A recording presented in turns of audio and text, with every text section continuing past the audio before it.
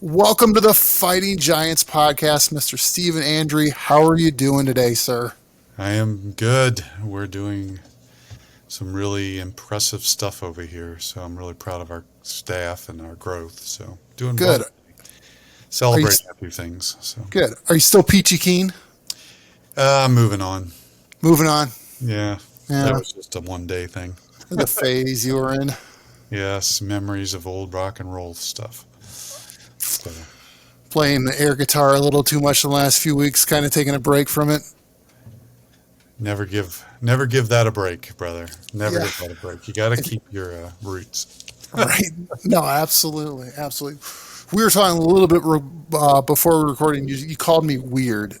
And I get it because my wife calls me weird. And so you deal with a lot of couples and relationships. So this is like the pre-show right now. This is where Rob gets his counseling before everybody else gets their Yeah, counseling. Okay, so this is just step one and here. I can use non-clinical terms like weird. Yes, absolutely. Yeah, I know. It's like I don't know what boards or stuff are going to see this. Like, can you say that to somebody? But I don't. I What's don't. nice too is I can take those notes from your wife that she sends me. Can you work on this? Can you address this? Right. Yeah, it's probably smart for her to do. Yeah. She is a smart person, so yeah, I can see this happening. Yes. This is really a long play for her to get me in front of smart people. Yeah. This is a blessing that comes from her, for her from others. So, Right?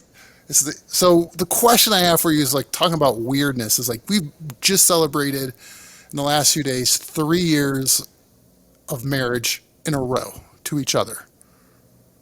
which is important to each other, It is. It's really and important. only the two of you.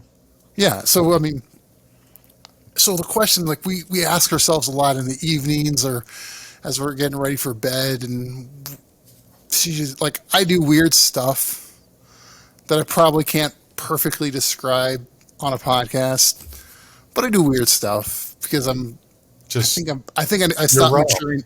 I stopped maturing at 12 or 13 somewhere in there, I think.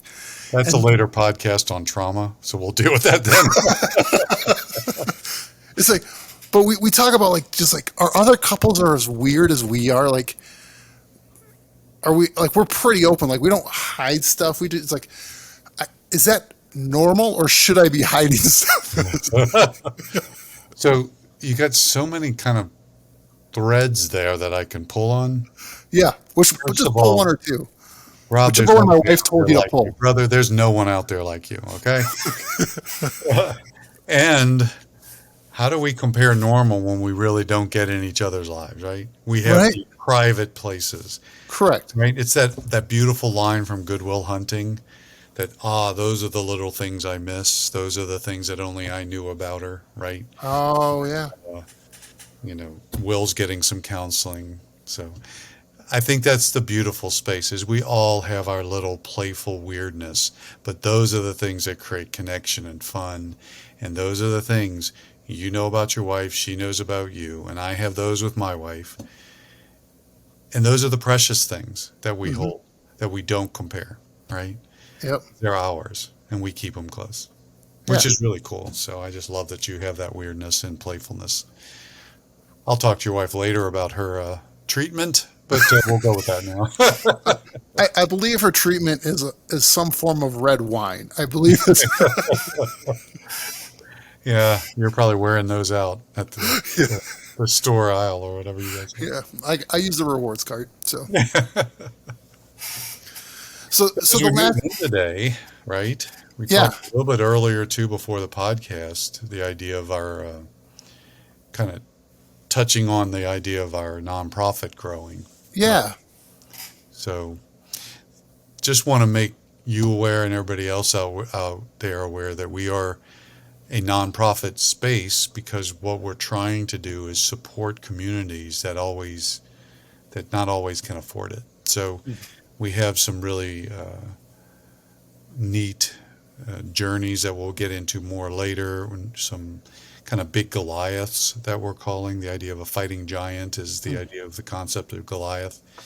The three big ones are the idea of supporting communities, including faith communities, as a support to pastors and leadership to train lay people to deal with the issues around sexually compulsive behaviors, the traumas we've been talking about here in the last few podcasts, when discoveries happen, what do you do with those people, how do you care for those people, that type of thing. As well as then we also want to help support businesses who are being really proactive. We have a couple of communities here in Cincinnati that really view work as a mission and a mission field, and they want to help create healthier relationships in marriage, which then there's a self-serving space. They want to have healthier businesses and people who work within them. So there's a bottom line impact that they talk about. But we want to be a resource to that, as well as we're looking to create a couple of safe houses. One for those that have been traumatized that Jane talked about in a previous podcast, those partners that find or have discovered the trauma of their partner's sexual acting out or betrayal.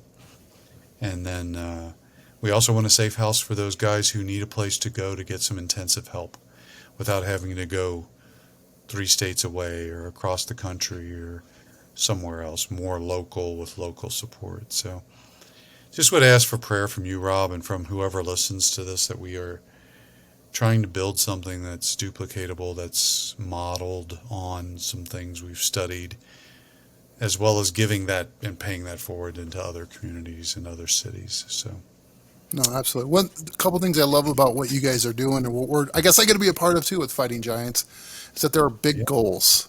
hmm It's it's not just like, hey, I hope we can do this little thing. It's like, no, we want to build a place or have a place for people to go get the support that they need when they need a safe place. It's just really cool where it's not just I hope we raise a few dollars. It's we want to change lives. We want to see the kingdom brought down here on earth and what that looks like to when people's lives are just at really rock bottom is a lot when you probably see a lot of these people. Oh my gosh. Nothing devastates like this stuff. And the reality is, we want to take some of the stigma and shame away from it, as well as some of the judgment. Yeah. Right? There are things that are actually criminal, right? We don't necessarily deal with that level. That's a different space. But when you have individuals that are struggling with pornography and or massage parlors, etc., those things can be healed on both sides. The trauma that the partner feels, as well as the pain and trauma that the guy dealing with the behavior feels. We just want to be a resource for that. We want to help those communities. And we just really feel God's called us into a place of profound healing and growth that just is going to create a healthier church, a healthier community, a healthier family model. No, that's great. And if you want to reach out to us, if you have questions or you want to join us in the journey or just stay up to date with us, shoot us an email. We'll keep you updated. FightingGiantsPodcast@gmail.com. Right. Stay connected with us. Let us know if you're praying for us. Let us know if you just have questions on the topic that you'd like us to address, Stephen to address, Jane to address, all the experts that we have that will be coming on. If you have questions, let us know. FightingGiantsPodcast@gmail.com. And you made a comment there a few minutes ago about that process of healing. Yeah. Because if you listen to our last couple podcasts, one was about, you know, being the discoverer and then what happens on either side of like when the issue The one happens. who is discovered, the one dealing with the behavior, and then the partners. Jane spoke pretty profoundly to this idea of what happens when a partner discovers the behavior, right? Correct. The innocent. And then so what's the healing process then for the two is what we're going to talk about more today is like the act's been discovered. Yeah. It's been just the How light do of you truth. go? What's next, right? Correct. Isn't what you're trying to, What's the next step? So like what would be the next step then in the healing process for the couples? Like they've it's the term I've used with people. It's probably not it's the come to Jesus talks happened. hmm It's hey, they both want healing. Now how do we go from here? Well, really, it's really important for us to understand it's not an overnight quick fix, right? We've Yep. mentioned that before. This discussion is going to be ongoing because it's a deep, broad subject. Because there's not like okay, go do this. There are some key things, next steps, but the journey itself is going to be roughly a minimum of about a year Oh of wow. profound healing. Why? Because there's an anniversary date of discovery, or this place where this guy has gone and dumped, right? Mm-hmm. So everything that partner has felt or believed in the past is in question. Her Okay. whole reality has been just rocked. So I've never seen anything devastate an individual like that, Mm-hmm. emotionally, spiritually, mentally, physically. Sexual misconduct just hurts another person, and it creates those belief systems that I'm not enough. What else? If you lied about that, what else is out there? How do I believe you again? And how do we heal this? So the whole reality of fight or flight is real. Mm-hmm. With that in mind, we have to understand this is not a marriage issue for next. So the reality is we want to create a pathway of healing for both. Mm-hmm. The guy dealing with the addiction has to own his stuff, as well as we want to educate the partner as to what she's seeing and dealing with. Too many partners are left to bleed out. Oh, okay. So you want to get the partner help, and you want to get the guy dealing with the addiction help. This is not a marriage issue. We don't want to blame the marriage. Are there issues in marriages? Absolutely. But to say because you didn't do this or you haven't done that is an excuse for why I've done what I've done is not acceptable, especially when it's stepping out of a marriage. So we create two pathways of healing that have these kind of moments where we connect, not to help, it does help the marriage, but it's not about the marriage. It's about helping the individuals learn to connect in new spaces, healed spaces as they are healing, as well as to get questions and things answered. One of the core pieces here, and this is probably the biggest thing we want to communicate today, is that partner is going to need what we call a formal disclosure. Now, this is the way we do it here at our practice, Mm-hmm. and there are people that do it poorly. So, when to take a moment to step back here, when you're looking for a therapist, you want someone who's appropriately trained. I'm going to make a very conflictual, controversial. English is a second language for me, right? But there are many people who think they know how to deal with this that are poorly or undertrained, if they're trained at all. That's unethical. One of our core things in counseling is it is unethical to work outside of an area of competency. This Mm-hmm. is one of those gray areas where people think they know more than they do. You need trained individuals who know how to help the partner, who know how to help the addiction. And then one of the places this gets really messed up is we tell the guy who's dealing with the addictive behavior to go tell his wife everything, to come clean, to sit at the table and just tell her everything. The problem is she's never going to understand that and believe everything. You've been lying to me this whole time. Why do I expect you to tell me the whole truth now? The body is not going to accept that. But there is a formal process of preparing both to hear the truth, and then we use other tools to validate it. But both need to be prepared by appropriate therapeutic support. When you talk about a formal disclosure for, Right. let's just talk about the perpetrator, the person that Right. has been caught in the act, for better or worse terms, like what do they mentally have to be prepared for as they're doing this formal disclosure? Because like you said, like the spouse won't believe everything right off the bat, and like sitting at the kitchen table just vomiting up everything It is, doesn't work. it doesn't. Even if they were honest about everything, what they don't understand the other person's perspective of the And trust. they don't know how to handle the pain. And It's so all what? about information. So then, how are you guys prepping that formal disclosure with the Well, client? first of all, we worry about the details. Because, for example, the wounded partner is going to want more details. Hmm. Why? She wants to know everything. No. Why does she want to know everything? Because she thinks that'll make the pain go away. It doesn't. The pain's going to be there. So we want to prepare an appropriate space as well as get her prepared to understand what she's feeling and the pain. With the guy I work with, I tend to work more with the addiction issues. Hmm. We're editing everything he's done. So if he just goes down and sits at a kitchen table with his wife, he's not going to remember everything. Oh yeah. There's no way. But he's going to have what we call a staggered disclosure. And those are incredibly damaging. So what he does is, oh, I forgot this. Oh, I forgot that. And he doesn't have evidence that he's really telling the truth. We create evidence and ways that he's honest in the place, in the moment. But we want to edit that disclosure. We want to talk about all the things from the time before they were dating to the present, with a period of sobriety between last acting out and current disclosure. Because if he's not prepared to stay sober and in recovery, there's a high probability he's going to act out after the disclosure. Why? He's activated. He's hurting. He just told her everything, but that doesn't mean he's able to keep it just at that. He doesn't have a level of stability, and that's required. And we've learned that through the messes that creates. So now we require a minimum of 60 to 90 days of sobriety within recovery. It sounds a lot like in the mental health spheres, like the idea is like getting someone stable before they can work on what's the real issue. And when they're stable, they have a level of sobriety that helps them remember things. Right? You're not intoxicated like in an alcoholic space. You don't remember much. But Hmm. when you get that drug out, memories start to come back. I can work with them to do that.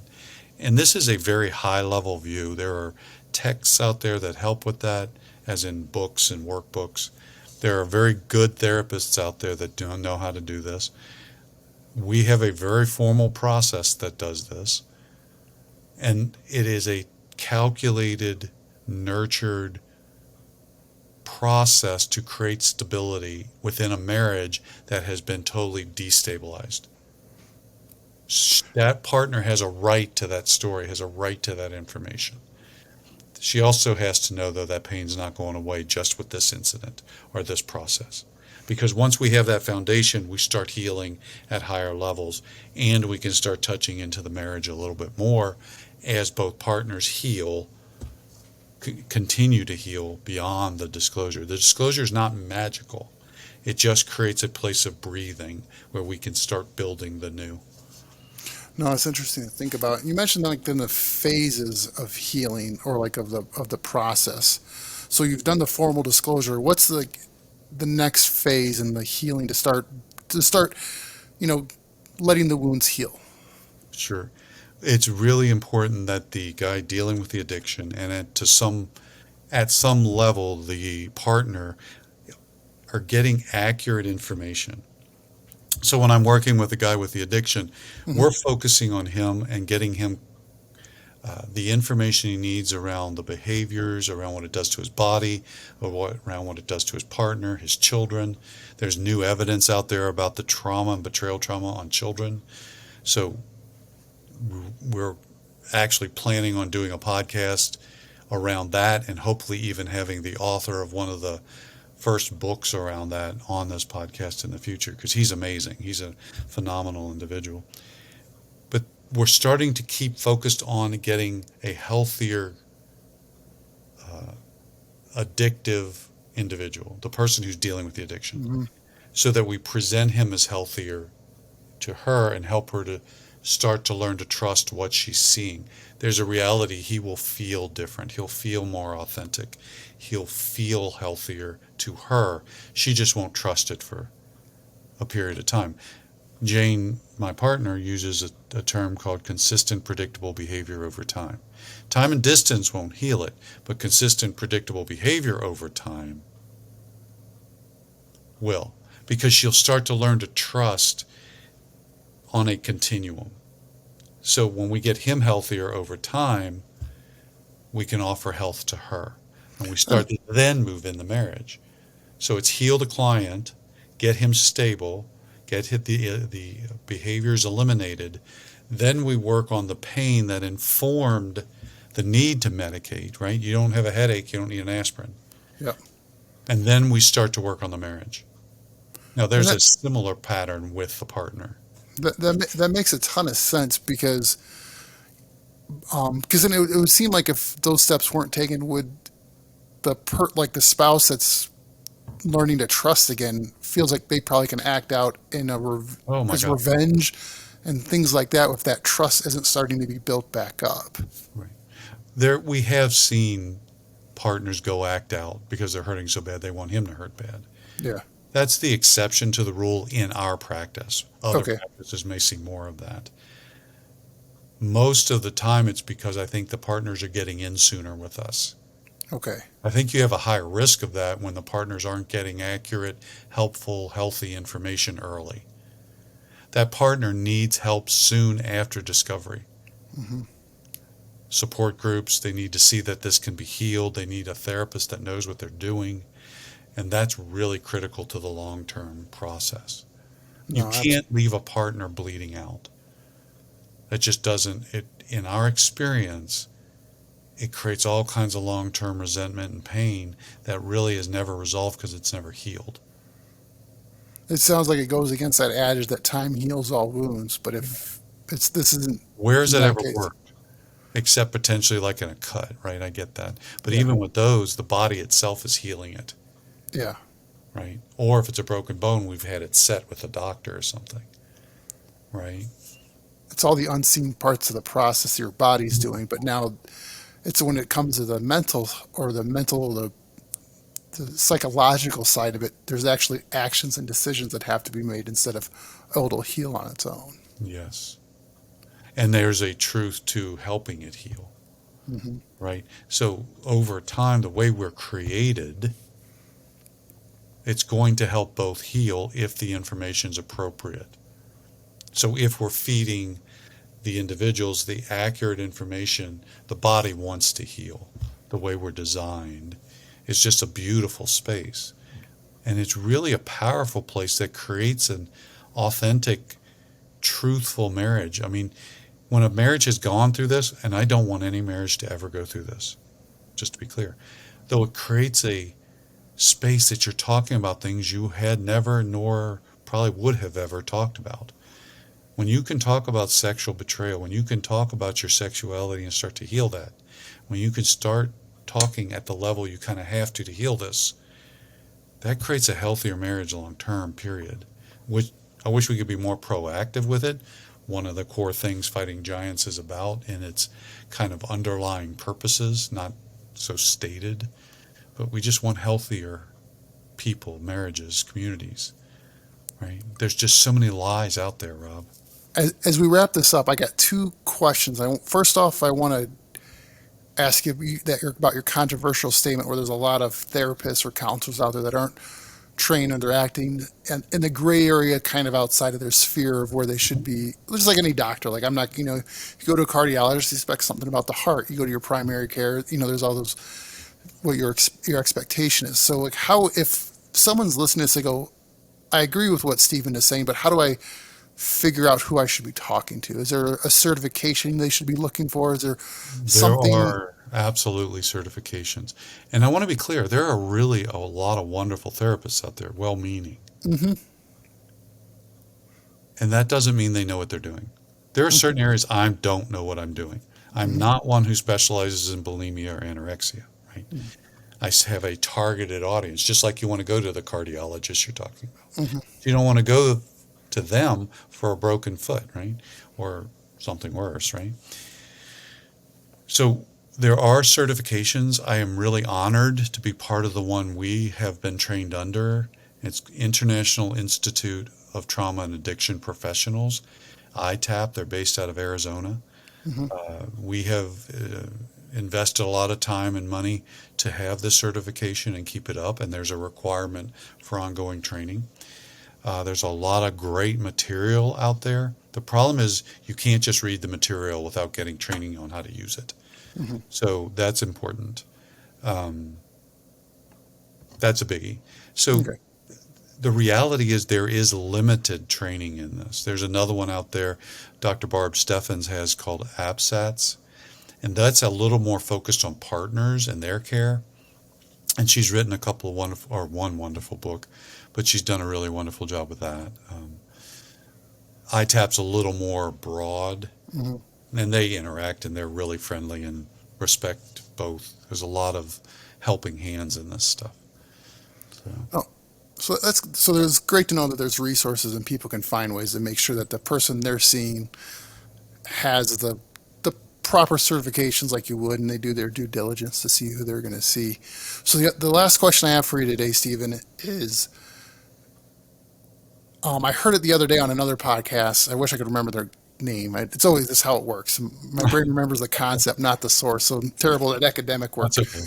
So the idea of going in your field, like if I were to keep going on the medical reference, like I go to my primary care every year to keep checked up. Is there on the mental health and the counseling side with what you do, like preventative? It's like what can you do to Well, see yeah, to you be see clients on proactive. the preventative side where it's like instead of letting it get to the point where there's a trauma, it's like how do you prelude that?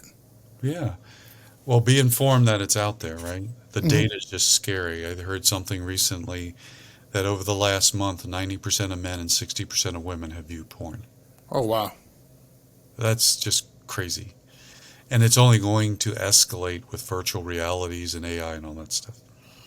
So be aware that this isn't as healthy as people will make it, even though it's normalized in our culture in many ways, right? Hmm. As well as the greatest gift I offer my wife, in reality, the greatest gift you offer your wife, is a healthier you. Hmm. I want to work on me, and that includes my own story. And if I have some of these issues, become proactive. There are many ways we try and comfort ourselves. And most of the time, when we're comforting, we're trying not to feel the pain.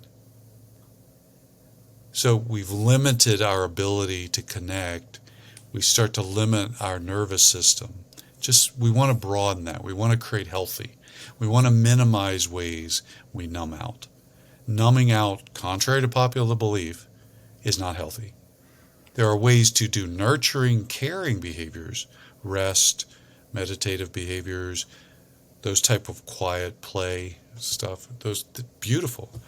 But numbing is not what we want because what are we numbing? The nervous system, which creates connection.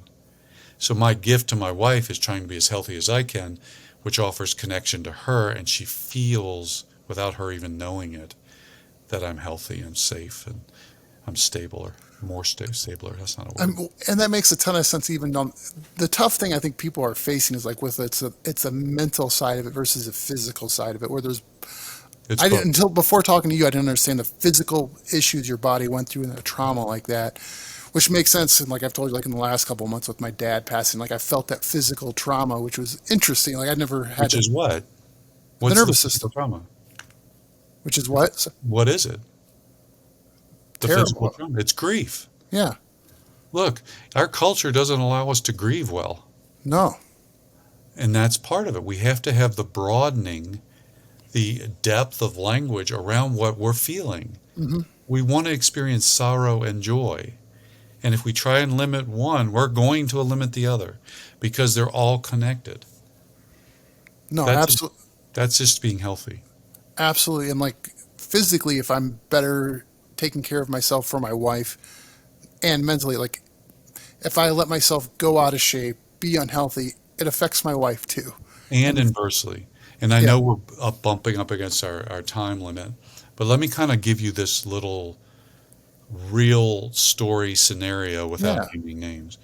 I have a client recently who's been struggled with this addictive behavior, been in recovery and healthy for a while, and we've been literally working on that nervous system to heal some of those headaches that inform the need for aspirin stuff, the pains that he was trying to medicate.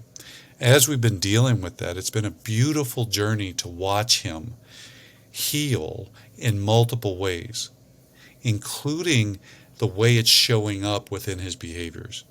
So he was shifted from the porn use into overeating. As he's gotten healthy, he's losing weight. He's taking care of his body at higher levels, and he's figuring what's going on here. And when we connect the dots, he's having these ahas. I'm safer with me. I have oh, healthier boundaries with others, and I don't need their input to be me. how And he's caring for himself just more naturally. It's just a beautiful thing to see. how wonderful is that to hear? How encouraging is that? We'll leave it at that. That's a great, encouraging story. There's some hope for you there, Rob, man. Absolutely, Come there on, is man. always Less a little, weirdness for your wife. always a little bit more hope. Always just a little bit more. Yeah. So Steve and Andrew, truly appreciate the time. If you want to get connected with us, FightingGiantsPodcast at gmail.com. But until then, next time, Mr. Steve and Andrew, I really appreciate your time and sharing your insights. I learn something every time we talk. Yeah, awesome, Rob. Great seeing you today. Great seeing you as well, sir.